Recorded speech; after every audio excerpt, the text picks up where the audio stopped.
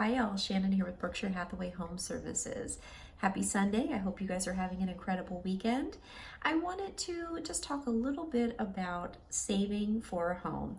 I had an experience yesterday. I was hosting an open house, and this lovely couple came through. They fell in love with this house, wanted to make an offer.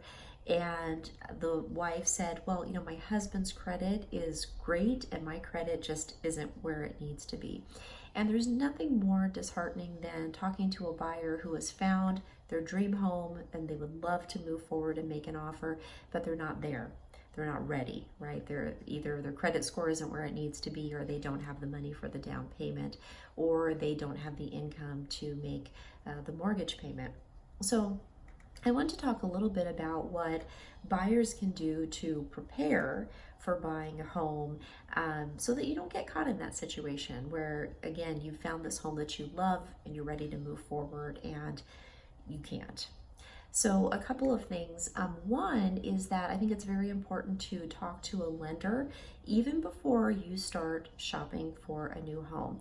And the reason why I suggest this is because there are a lot of loan programs out there that you may not be aware of. So you may be waiting to move forward with a home because you don't have what you think is a necessary down payment. And a lot of buyers think, oh, I have to have 20% to put down, and that's not always the case. So again, I would advise talking to a lender, finding out what programs are out there and which one is going to be the best fit for you.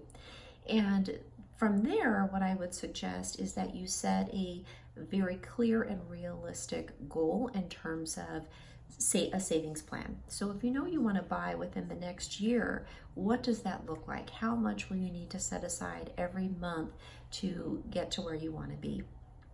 The next thing, and this is an exercise that I went through myself not too long ago, is assessing your budget. And what I mean by that is taking a look at your bank account, looking at everything that's going out, right? All the money that you're spending, and especially money that you're spending on a recurring basis.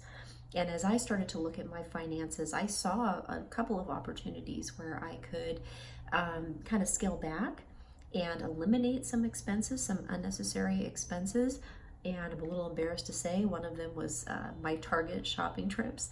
I was going to Target, 3-4 times a month, and as does happen when you go to Target, I was spending probably $100 each trip. I'm embarrassed to say that, but so now knowing that, ooh, that's a big chunk. Can you imagine $400 a month, probably minimum? Now I do one Target shopping trip a month, if that, and I go in with a list and I stick to the list. So again, I think it's just important to look at where your money is going. What are you spending money on that may not be really necessary, and kind of scaling back. The other part of that too is, are you paying for any types of subscriptions that you may not be using? I had a couple of those as well. I had subscribed for it was a resume building service, and I wasn't using it. I'd updated my resume, I didn't need it anymore. And again, that was a recurring charge every month. So again, that was something that could be canceled. But are you using subscriptions? Are you using the ones that you have, or can you, cancel some of those? That's a good way to save a little bit of money as well. The next thing is there a way that you can possibly boost your income? A lot of people who are saving for homes, or they're saving for anything, you're saving for a car, you're saving for a trip, one thing that they'll do is look for another revenue stream. So they may work in addition to their job that they have, maybe they take on a weekend job, or they, do something else to bring in a little bit of income.